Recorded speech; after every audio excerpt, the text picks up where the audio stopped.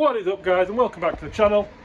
Sorry for the lack of content. Been a little bit busy with life, family, a couple of track days. I did have a couple of vlogs recorded, one on the E36 you might have seen in a previous video.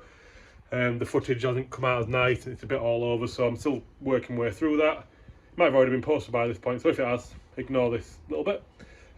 I did a track day vlog, but inconsistent as you like. Very little information, a little bit of track day footage, and the one funny thing that happened on the day when I span into the bales, my battery went dead, so might be a bit of a bust. Probably won't see that footage, but I might vlog another one. Another reason I've not been recording is I ordered myself a new phone, because I record everything on my phone. I ordered myself another phone with a better camera and everything, and it was supposed to come early February, got delayed to middle of February, got delayed to end of February, and then it's still not come, so I thought I'm just going to have to carry on with this camera. So yeah. Right, today's video we are actually making a start on the Jazz, or the Fit, depending on where you're from in the world. So I've got it up in the air, I've got the wheels off, and that's pretty much the foil I've got. What I have been doing over the last couple of days is I've been spraying penetrating fluid, other brands are available, on various suspension things, you know, like drop links and suspension arms and whatnot. I did the drive shafts as well, you know, the outer splines, and managed to get them off with a gun just to see how much of a bugger they were going to be. I didn't want to start a vlog and then find I'm going to fight them for a day. Right, so first things first, we're going to drop all the fluids out of it. So obviously we don't want any gearbox oil, engine oil or coolant in the car, because you don't want them to go all over the place as you're removing the weak little L13. After that, I'd normally say we'll take the exhaust off. However, I have no exhaust. My other Jazz, which you can just see poking out there, the exhaust snapped, so I stole the exhaust off this one. And catalytic converter theft is obviously a big thing in the UK. So the first thing I did was I took the cat off it and weighed it in myself. I thought, you know, better money in my pocket than in some little thieving little twats. Anyway, what we're going to do is we're going to drop all the fluids out of it. So engine oil, gearbox oil, coolant, and start taking stuff off. Might even take the front end off. Left altitude damage, something that's not there. The problem I've got is obviously I'm working in a single garage, not a lot of room for stuff. But anyway, we'll make a start. First thing, fluids. The fluids are out, front bumper's off, there. A few comments. So they've used the crash beam, this section here, which is obviously a bit more, like, sticks out a bit further, but they've used to put a bottom on it and used it like an air guide into there, and then they've put a plastic support there to again guide air into the radiators. Next thing is this, obviously the airbox there, got this little thing that comes off here, and then that normally goes into this gap there. Obviously most cars will just pull air from that area, but what Honda have done, they've put this little thing in. It's not much, it's just literally air goes in there and comes out there. But if you look at the actual bumper, that grille and that grille look identical. But if you look at the back, that one's solid.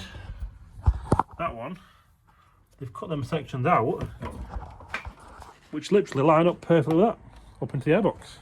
So yeah, go on Honda. Plan is, you know, drop the bottom radiator hose now, may as well while we're on with the fluids, get any remaining coolant out that we can, and then we can start unbolting stuff. Update time, I've just carried on, I've not been recording, there's no point recording on doing bolts and stuff, you can see that anywhere. So where we're up to. Rather than that's already off, got the drive shafts out. The biggest job with that was obviously getting the hub far enough away to get the shaft out. Best way to do it is undo these two shock bolts, pull the hub away and get it out. They were fairly rusty, so it took a bit of time, but they're both off. The short one from this side and the long one from that side. Just use a pry bar, this one, little pry bar, just popped it out of the box, come out nice and easy. What else have I done? I took this engine mount off just because I thought I don't want it to get in the way. What good it was doing, don't know. Took a few hoses and stuff off, like the brake booster hose, the clutch slave, just took the out here. Save on the mess, I can do all that when the engine's out. Oh, the charge harness. So obviously this goes on the battery, that goes off to the fuse box, and this goes down to the starter motor. Normally it runs across there and down behind the starter motor to there. So I undid the starter bolts, pull the starter out, and it hits against this. So I end up having to undo that in there and just sort of leave the starter on. Oh, it does come out. Yeah, every day's a school day.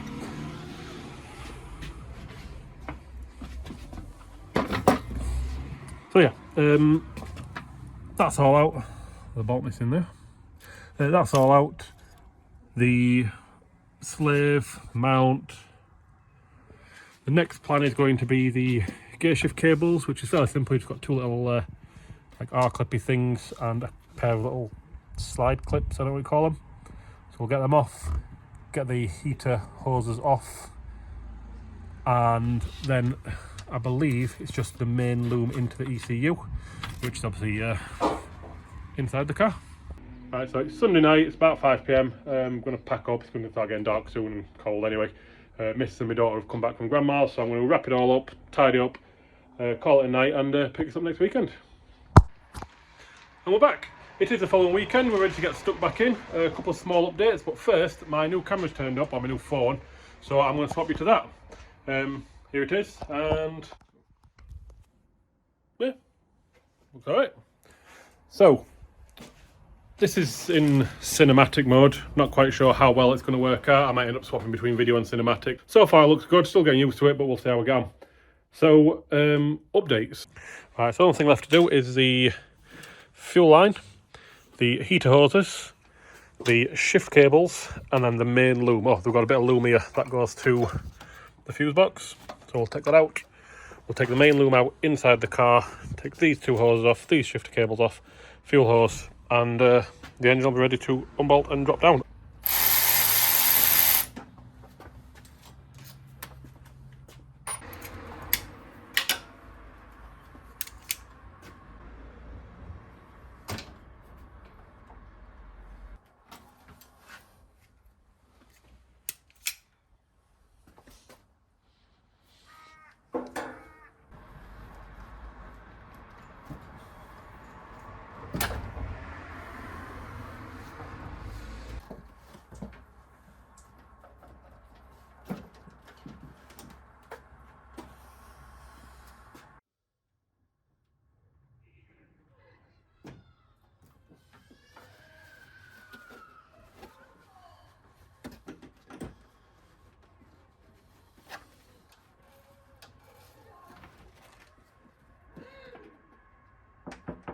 Hello? Food's ready. What food? Beef burger. Sweet. Mrs. brought me some food, bean burgers. Beautiful.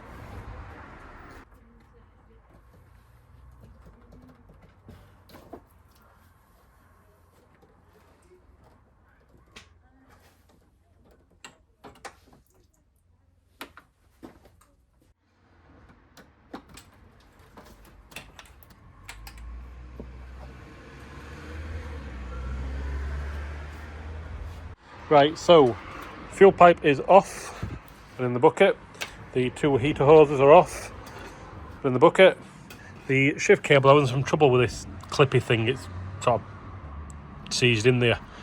So I just removed the entire mech off the top of the box. The lamber's disconnected. The wiring's disconnected from the fuse box.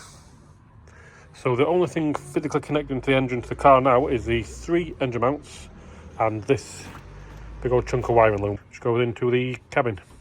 So behind there, if you go in the glove box, you can see wiring gubbins down there. So this section here is that literally just pulls out, grab and pull.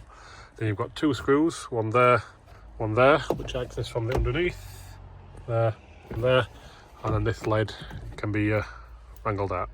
Right, so I've took off my interior part, took all the armrest off, which is not a big issue because I need to get to the shifter anyway. Got this half off. I think I'm going to need to get to the ECU, and it turns out you can just unplug it all. It's a bit fidgety, but that should now pull through with a bit of wiggling to the engine bay.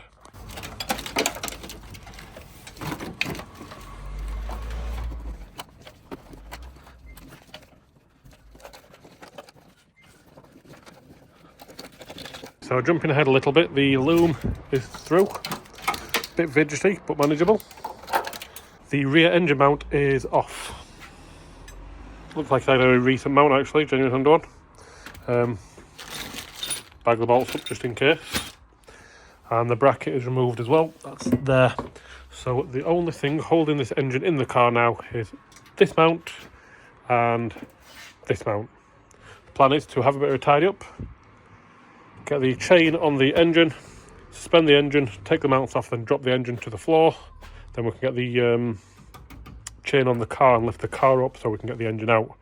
But what I will need is that dolly. So I'll catch you back here when that's all set up. Right, we're all set up, ready to go. We've got the dolly under the engine, got the crane in place, got the chain on it, it's under tension. So it should just be this bolt out there, and this side can go down.